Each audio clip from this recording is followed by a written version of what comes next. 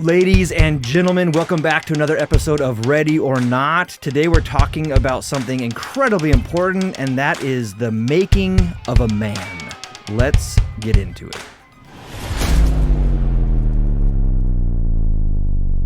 Alrighty, guys, we are in the studio today. I don't think you have met officially Brian, but Brian is with us. Yes. Super pumped to have you. Good morning. And look, we are talking about what makes a man a man.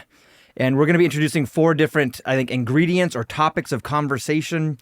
And the reality is, I'm sure you've met people like this, that a man is not made by how many birthdays he's had. You can be a relatively young man. And I mean, I have met 17, 18-year-old men, and I have met 50-year-old boys who just never stepped into maturing. They never really grabbed onto responsibilities or confidence or courage or independence or compassion. Because I think a mark of a man is also compassion. We'll talk about some of these things. But have you seen just across the landscape of life and humanity that concept? Yeah, I mean, there's both ends of that spectrum, right? It's the 40-year-old boy who has never really lived life in reality, playing video games, being in school till they're 30, and not ever experiencing adversity, hardship, having to provide for themselves very much. And then you see, I mean, 17, 18-year-old kids go to the military and come back, and they are men. Yep. Very quickly. No doubt. Now, little background. You are the brother of how many? I have 2 brothers. You have 2 brothers, so you're number 3. Yep, I'm number 1. You're the first of 3. I'm the first of 3. First of 3. Yep. All right. And then you have quite the quiver full, I think is how the Bible puts it. Yep, I've got 4 boys. Yep. 9 and under. 4 boys, And 9 so and under. Yeah, this is a very relevant topic No doubt. for the Tucker household. Yep. So your wife, you, and 3 boys. 4 boys. So there's 4 5 boys, of you yep. guys. Yep. There's a testosterone full home. Yes. God bless your wife, right? She's awesome. And so you've got your 4 boys. They are being raised not just to exist, but to conquer and to be men and to lead and to take ownership and responsibility. We're a little bit further along in age-wise and parenting. We've got 2 boys. 18, our son's in the military. He's just about finishing basic training here. Our other son's in high school still. But I want to kind of begin to talk about these different ingredients, if that's even the right way to put it.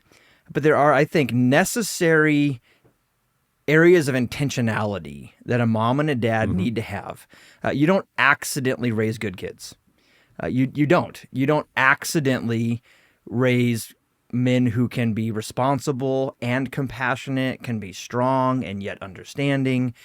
And so from the time that they're very, very little, and this is going to sound a little callous probably, but in no way has it diminished love or affection. It hasn't changed our support at all. In fact, I think it's increased these things.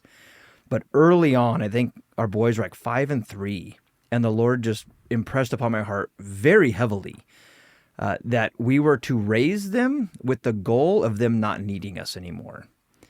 No, Love it. we're available to them. I think people, especially in a softer culture, go, "Oh my gosh, that's so mean." That's not. I don't mean we're not available to them. If they call in, they're 30 or 40 years old and like, "Dad, what should I do?" I'm there. We'll give wise counsel. But if we love them, we don't want to make them need a crutch their entire life. And so raising them with the idea that they're not going to need us by the time they're 18, 19 years old. They're going to be extremely capable of living an independent life. And so, speaking of independence, I want to touch on these 4 topics, but the topic of independence from the time they're young and what impact that has. When you think about independence, I don't know what comes to your mind, but would love to hear your insight. Yeah, a boy being raised into having an independent, I don't know, there is a skill set to being independent. I mean, some kids are just naturally go-getters, but it can be taught. And that's something that I'm working on with my boys, but they need to see what that looks like. So much of what boys learn is from what dad does. And so they need to see dad standing up for the family. If They need to see dad leading. They need to see dad serving. They need to see dad doing things that are independent of not what the culture's doing, not what other people are doing. There's a book I read called Hold On to Your Kids. And if you're a dad, read that book because it talks very much about a healthy parent attachment with boys and girls, but as a parent. But really the alternative is a peer attachment. And when kids are so ingrained in what their friends are doing, they start to attach and care more about what their friends think of them, more so than what their parents think of them. Sure. And you can tell out on the playground which kids are independent because they're going to stand up for the kids who are being bullied. They're going to be the ones who are going to go sit next to the kid who looks sad. Or are they going to be the ones who join into making fun of the other kids? Absolutely. I think we forget what the very word independence means, right? Independent means you're not dependent. And so the alternative is that they have this clinging even beyond what's appropriate or normal. And it goes both ways. I don't want to get lost down this topic of maybe a side rabbit hole, but I'm curious if parents these days are not independent. They're dependent upon their kids. Their identity is in their kids. They get affection from their kids. They get meaning from their kids. And if their kids were to leave, they crumble. And so even parents, I want to challenge you to reevaluate what you think your kids are bringing into your life. Do they bring affection? Oh, yeah. Do they bring joy? Do they bring meaning? Sure. But they cannot be the source of any of it. That's got to come from the Lord and your spouse, not your kids. And so independence is learning to think in a way, right? Be situationally aware. That's one thing I tried to teach all of our kids, girls too, but our boys, to really be aware of what's going on around them, not in a paranoid way, but when you go onto the playground or you were at school, were you aware of people's demeanor and attitudes and actions? They were told if people are mean and you don't stand up for yourself, you're in trouble. If you don't stand up for the kid getting picked on, you're in trouble. Look, if you're the mean person out there creating problems, you're in huge trouble. But there was this understanding of you need to stand up for yourself. It is an expectation in our home that you'll be a defender of the defenseless. You'll stand up for what's right. And if you do, you're rewarded. And if you don't, you're in trouble. Never a threat, but it was a promise. And being able to think different. Now, here's the awesome thing. When we teach our boys to think independently, it brings an incredible confidence. And a boy who begins to have confidence and strength of mind is not going to be easily swayed. One of our kids... One of our boys is uniquely strong-minded, and I think that's the way God made him. But then you have our parenting on top of it, and it's like, oh no, what did we create? This is wild.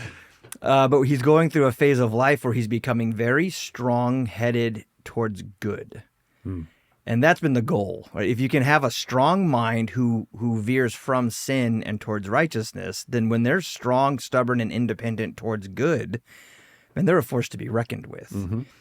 To be disconnected means you're not so involved. Like you just brought up the whole friend world. Oh my gosh, peers. And with your kids' age, have you seen peers be influential? In more subconscious ways, Yep. definitely. I mean, just the way they talk, the phrases that they come home saying sometimes, like, where did you hear that? Oh, so-and-so said it at school. Okay, we don't say that in our house. And explain why. But just little things like that, and it's just correction and as they walk along the road. Yep. It's perfect. It's the little nudges. If we think we can ignore forever and then drop the hammer when they do something wrong, they'll learn to just not talk to you anymore. It's the gentle correction all along the way and teaching them how to think different, how to identify, hey, that's not right. Oh, okay, great. Biblically speaking, I think of how independent little shepherd boy David must have thought.